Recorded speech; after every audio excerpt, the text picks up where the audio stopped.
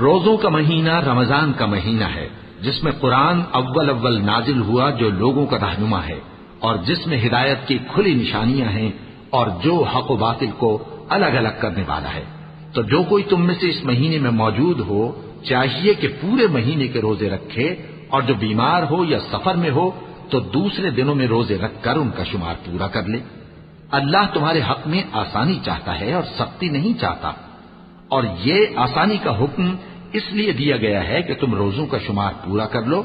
اور اس احسان کے بدلے کہ اللہ نے تم کو ہدایت بخشی ہے تم اس کو بزرگی سے یاد کرو اور اس کا شکر کرو۔ اور اے پیغمبر، جب تم سے میرے بندے میرے بارے میں دریافت کریں تو انہیں معلوم ہو